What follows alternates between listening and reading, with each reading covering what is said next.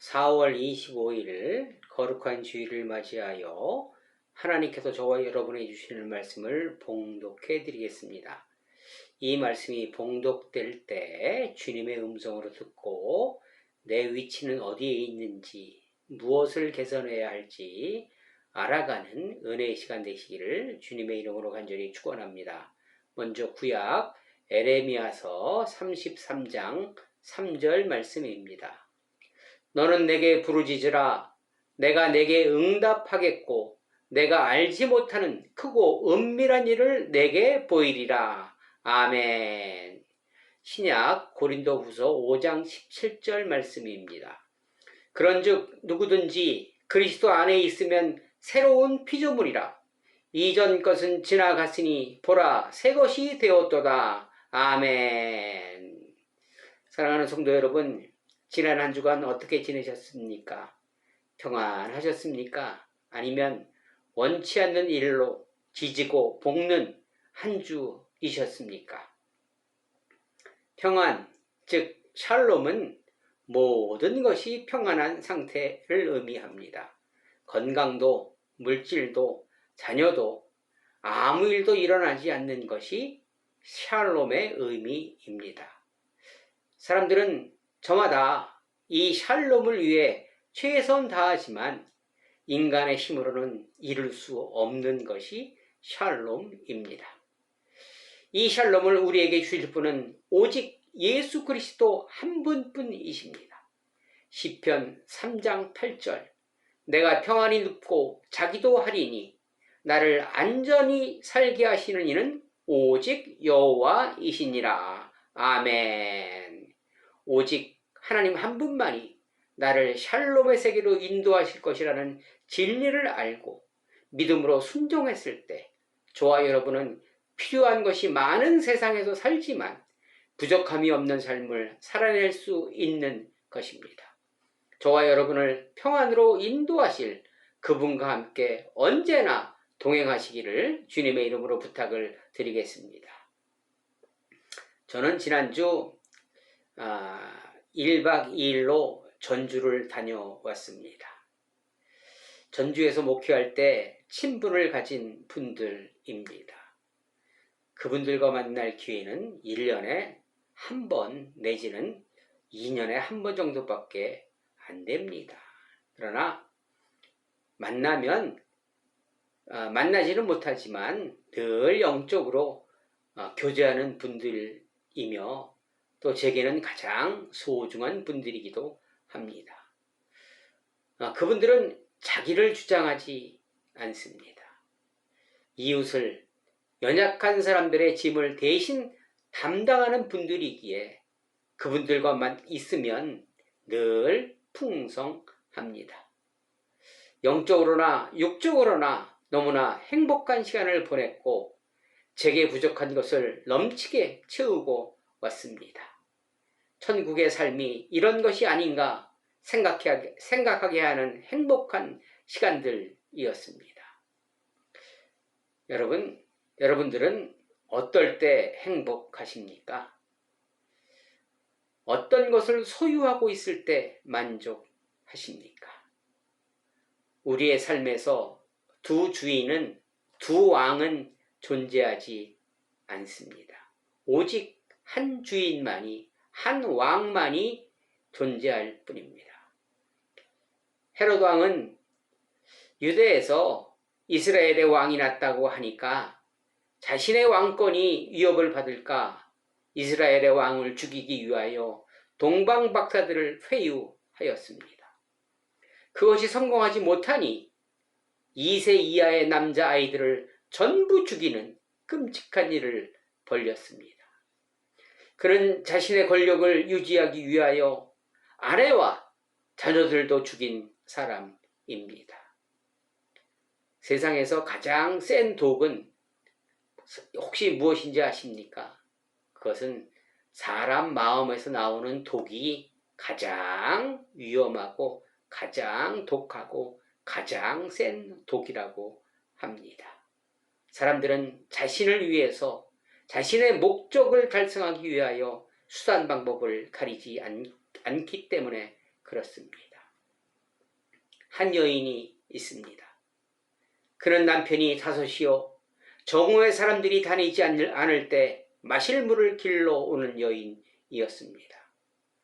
남편이 다섯이고 지금 살고 있는 남편도 자기 남편이 아니라고 합니다. 남편이 다섯이라는 의미는 자신이 필요한 것을 찾기 위하여, 충족하기 위하여, 자신의 궁핍을 모면하기 위하여 수단 방법 가리지 않는다는 다섯 남편에게 자신의 필요를 채우지 못했기에 다른 곳에서 결핍을 채우려 지금의 남편과 함께하고 있다는 의미라 해석하는 것이 보편적 신학자들의 견해입니다.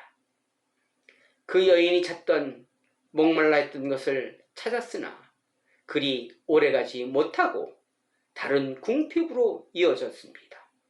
잠시의 만족은 있었으나 얼마 지나지 않아 더 궁핍해지는 다람쥐 쳇바퀴 도는 삶을 살아갔던 여인입니다. 이런 자신의 모습에 다른 사람이 기피 아는 소위 왕따를 당하는 삶을 살아갔던 것입니다. 예수님은 이런 여인을 저주의 땅 사마리아를 그냥 지나쳐 갈 수 없었습니다.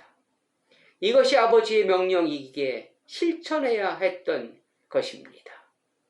사도행전 1장 8절 오직 성령이 너희에게 임하시면 너희가 권능을 받고 예루살렘과 온 유대와 사마리아와 땅끝까지 이르러 내 증인이 되라 하시니 이렇게 말씀하십니다. 여기에서 하나님은 사마리아를 포함하고 있습니다. 유대와 예루살렘 이런 것뿐만이 아니고 소외당하는 왕따당하는 그러한 사마리아 땅도 예수님의 마음에 언제나 있었다는 것입니다. 예수님은 사람들이 가기 싫어하는 곳이라도 한 생명이라도 구원하기 원하시는 아버지의 말씀에 순종하여 사마리아에서 목말라 하는 고통받는 여인에게 손 내미신 것입니다. 다섯 남편으로도 만족하지 못하는 여인, 그 여인의 생각은 이 세상에서 보이는 것에 최선 다하는 삶을 살아가고 있던 것입니다. 그러기에 영적으로 말씀하시는 예수님의 말을 알아듣지 못하고 동문서답하고 있는 여인입니다. 예수님의 말씀을 알아듣지 못하고 허구한 날 매일 동문서답하고 있는 저와 여러분의 모습과 동일한 것입니다. 또한 중국에서 꽤 유명한 사람이 있습니다. 가난하게 태어난 이분은 돈이 없어서 학교를 가지 못했고 가난한 삶을 살아가고 있었습니다. 이 사람의 목표는 오직 돈을 많이 버는 것이었습니다. 그래서 실컷 좋은 거 먹고 좋은 집에 좋은 차와 하녀들을 부리며 떵떵거리며 소위 잘 나가는 삶이 목표였던 것이었습니다. 그것에 목숨 걸었습니다. 마침내 거부가 되었습니다. 벌은 돈으로 학교도 세우고 자선사업도 많이 하여 중국에서 꽤 유명한 사람이었으나 지금은 이 세상에 없습니다. 돈을 벌기 위해 뇌물을 뿌렸고 자신의 경쟁자를 세상의 방법으로 제거한 사실이 발각되어 중국 공안으로부터 사형 선고를 받고 형장의 이슬로 사라진 사람입니다. 그가 남긴 돈이 7조 원 정도 된다고 합니다. 어마무시한 돈입니다. 그 돈은 전부 나라에 귀속되었습니다. 사형 집행 마지막 유언을 말하며 눈물을 흘립니다. 아무리 돈이 많아도 3끼 먹는데 나는 5끼 먹으려고 했고 시냇물이 흘러가는 것을 보지 못했고 이웃의 아픔을 보지 못했고 나만을 위하여 살아온 것이 너무나 후회스럽다고 고백합니다. 욕망을 위하여 돈을 벌었고 돈이 있으면 갈증이 돈에 대한 갈증이 채워질 줄 알았지만 그것은 잠시일 뿐 그 갈증은 더 많았고 그 목마름을 채우기 위하여 발악했던 삶을 후회하였습니다. 그러나 그 후회는 너무 늦은 것이었고 재물은 환난의 날에 도움이 되지 못한다는 말씀처럼 많은 재물은 안개와 같이 사라지고 말았습니다. 헤롯과 사마리아 여인, 중국 부자, 누구를 의미하고 있는 것 같으십니까? 여인이 예수님에게 어떤 성전이 참 성전이냐고 묻고 있습니다. 사마리아 사람들은 그리심산에 성전을 만들어 놓고 거기서 예배를 드렸습니다. 예루살렘에 갈 엄두를 내지 못했습니다. 사람 취급하지 않았기에 말입니다. 장소를 묻고 있는 여인에게 하나님은 장소보다 때가 더 중요하다고 말씀하십니다. 성전에서 드리는 예배보다 예수님을 만나 예수님의 마음으로 예배 드릴 때가 더 중요하다고 말씀하십니다. 이사야서 1장 12절에 보니까 너희가 내 앞에 보이러 오니 이것을 누가 너희에게 요구하였느냐? 내 마당만 밟을 뿐이니라. 이렇게 말씀하십니다. 몸과 마음이 따로 노는, 몸은 성전에 있으나 마음은 성전 밖에 있는 이러한 신앙을 마당 신앙이라고 합니다. 가장 중요한 것은 마음의 변화입니다. 평생 교회를 다녀도 예수님의 실체와 전혀 만난 적이 없는 사람들이 많이 있습니다. 대단히 슬픈 일입니다. 마당만 밟는 신앙입니다. 우리는 이 신앙에서 철들은 신앙으로 옮겨가야 할 것입니다. 신앙이 철들었다는 것은 무엇을 얘기할까요? 그분은 그렇게 해도 되는 줄 알았는데 그분이 그렇게 하신 것은 나를 위한 희생이었다는 것을 알았을 때 우리는 철들 수 있습니다. 하나님의 마음을 이해하게 될 때 하나님은 이 일 때문에 얼마나 속상하실까? 예수님이 이 일을 하신 이유를 알았을 때, 이해됐을 때 철들었다고 할 수 있습니다. 자기 중심으로 사는 사람들은 평생 알 수가 없습니다. 그들은 평생 교회 마당만 밟기 때문입니다. 예배하다는 의미는 누구의 손에 입 맞추다, 무릎 꿇고 이발을 땅에 대다, 부옥하다라는 의미입니다. 예배는 나를 완전히 내려놓는 것이라는 것입니다. 4장 24절에 요한복음 4장 24절에 보니까 하나님은 영이시니 예배하는 자가 영과 진리로 예배할지니라 이렇게 말씀하십니다. 영과 진리로 예배하라 하시는데 무엇을 의미할까요? 진정으로 예수님을 만나 예수님의 마음을 느끼고 예수님의 마음으로 드리는 예배가 진정과 신령의 예배일 것입니다. 영으로 드리는 예배는 하나님의 마음을, 아픔을 함께 느끼고 하나님의 기쁨을 함께 기뻐하는 것입니다. 우리가 하나님의 마음을 알 때 진정한 예배 드릴 수 있습니다. 하나님께서는 내 손에 묻은 피로 말미암아 마음 아파하시는데 나는 그것이 축복이라고 하나님께 감사하고 찬양하고 있다면 하나님과 멀리 떨어져 있는 예배를 드리는 것입니다. 하나님이 마음 아파하실 때 나도 마음 아파하는, 하나님이 기뻐하실 때 나도 기뻐할 수 있는 신앙이 영으로 예배드리는 예배입니다. 이 예배는 하나님의 마음과 이어져 있을 때 우리의 신앙은 깊어지고 진정한 예배를 드릴 수 있는 것입니다. 또한 진리는 무엇이겠습니까? 그것은 예수 그리스도를 의미하고 있습니다. 예수 그리스도의 마음으로 예배 드리라는 것입니다. 예수 그리스도의 마음이 무엇입니까? 하나님의 뜻에 순종하기 위하여 내 뜻을 내려놓으신 예수 그리스도. 진정으로 예배하는 것은 예수님의 마음으로 살아내는 것이 진정한 예배일 것입니다. 물과 성령으로 거듭나서 예수 그리스도의 마음으로 예배하는 것이거늘 우리는 예배의 기획과 순서, 설교, 진행 이런 것들을 얘기하고 신경 쓰고 있으면서 예배 참석 인원과 헌금과 같은 겉모습을 자랑하고 있다면 주님은 떠나라고 말씀하시는데 주님이 주시는 진액은 다 받아먹고 떠나지 않고 있다면 우리의 신앙을 재점검할 때가 바로 이때일 것입니다.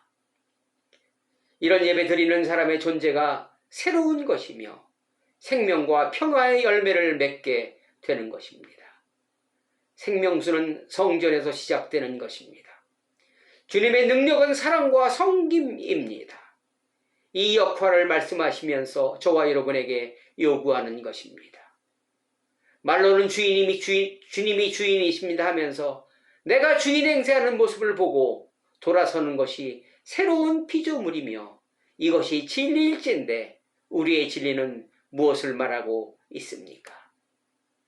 진리는 내가 원하는 방법으로 오지 않습니다. 사탄은 광명한 천사로 분장하여 저와 여러분에게 다가옵니다. 사람들은 위풍당당한 힘을 가진 권력을 가진 그러한 메시아를 기대하고 있습니다. 그러나 인간적인 면모가 드러나는 마을 구유에서 태어난 예수님을 도저히 우리는 메시아로 인정할 수 없었던 것입니다. 유대인들이 아직 예수 그리스도를 메시아로 인정하지 못하고 있는 이유와 동일한 것입니다. 예수님의 그 나약한 모습, 저와 여러분이 생각하는 그러한 모습의 메시아는 도저히 인정할 수 없는 것입니다. 예수님은 그 여인을 끈으로 묶지 않으셨습니다. 그 스스로 5 남편이 그를 속박하고 있었습니다. 그 여인을 묶어놓은 것은 결핍이었습니다. 목마름이었습니다. 내가 무언가를 붙잡지 못하고 무언가에게 붙들려 살고 있었던 것입니다. 속박당하고 있었던 것입니다. 자유와 목마름의 해결을 원해 붙들었지만 도리어 그것들이 부메랑이 되어 우리를 속박하고 있습니다. 주님은 이런 삶을 살아가는 세상의 모든 사람들을 위해 다가오셔서 속박으로부터 해방시켜 주시는 임무를 명받아 오신 것입니다. 여러분은 지금 어느 남편과 살고 계십니까? 여러분은 지금 어느 남편을 구하고 계십니까? 그 남편으로 인하여 무엇을 얻었고 무엇을 얻으려 하십니까? 혹 그 남편을 찾아다니다 하나님께로부터 너무 멀리 온 것은 아닐지 생각해 보시기 바랍니다. 전도서 12장 1절 너는 청년의 때에 너희 창조주를 기억하라. 곧 곤고한 날이 이르기 전에 나는 아무 낙이 없다고 할 해들이 가깝기 전에 이렇게 말씀하십니다. 사랑하는 성도 여러분, 어느 성전에서 어디서 예배를 드리는 것보다 어떤 마음으로 예배 드리냐가 더 중요한 것입니다. 하나님 앞에 언제 마음을 여는가, 이것이 더 소중한 것입니다. 저는 교회를 이전하면서 또한 부활절을 맞이하면서 가장 많이 변한 것은 어디서 예배를 드리냐가 아닌 어떠한 마음으로 예배를 드리냐가 더 중요한 것이라는 것을 알았기에 이제 조금 신앙의 철이 드는 것 같습니다. 전도자는 가능한 빨리 늦지 않게 창조주를 기억하고 만나라고 권면하고 있었습니다. 늦었지만 이제라도 주님이 원하시는 예배를 드릴 수 있다는 것에 감사를 드립니다. 그동안 너무 멀리 떠나와서 어떻게 돌아갈 방법을 몰랐으나 사랑의 주님이 길을 열어주셨기에 이제야 돌아가려 합니다. 부르짖어 새로운 피조물이 되려 합니다. 사랑하는 성도 여러분, 지금 여러분에게 어떠한 문제가 있으십니까? 넘지 못할 우겨쌈을 당하고 계십니까? 다섯 남편에게서 벗어날 때입니다. 멀리 떨어진 주님께 돌아갈 때입니다. 헤롯과 중국 사람은 돌아오지 못했으나 사마리아 여인은 돌아왔고 저와 여러분에게는 돌아갈 희망이 있습니다. 그분을 만나면 됩니다. 그리고 새로운 삶을 살아갈 수 있습니다. 새로운 피조물의 삶을 살아낼 수 있는 것입니다. 어두운 삶을 살아가는 사마리아 여인을 사랑하셨기에 찾아오신 그분이 저와 여러분도 찾아주실 것입니다. 빛으로 오신 그분을 바라보고 그 빛을 따라 아무리 멀리 있어도 돌아갈 수 있다는 사실 꼭 기억하시고 그분께 부르짖으시기 바랍니다. 새로운 피조물로 다시 태어나시기 바랍니다. 그리고 지금까지의 길에서 방향을 돌리시는 축복의 삶을 살아내시기를 주님의 이름으로 간절히 축원합니다. 아멘. 기도하시겠습니다. 사랑의 주님, 감사합니다. 주님보다 세상을 더 사랑하고 세상으로 나갔기에 세상의 조롱을 받고 있는 나를 찾아오신 주님을 만나 주님께 돌아가는 삶을 살고 싶습니다. 이 고백을 들어주시고 주님께 돌아와 철들은 성숙한 믿음을 살아내게 도와 주시옵소서. 예수 그리스도의 이름으로 간절히 기도드리옵나이다. 아멘. 여러분, 멀리 떨어져 있어도 주님을 바라보면 돌아올 수 있습니다. 꼭 돌아오셔서 부활의 삶, 새로운 삶, 주님과 함께하는 복된 삶 살아내시기를 주님의 이름으로 간절히 축원합니다. 아멘. 여러분 사랑합니다. 여러분 사랑합니다. 다음 주에 또 뵙겠습니다. 감사합니다. 승리하세요.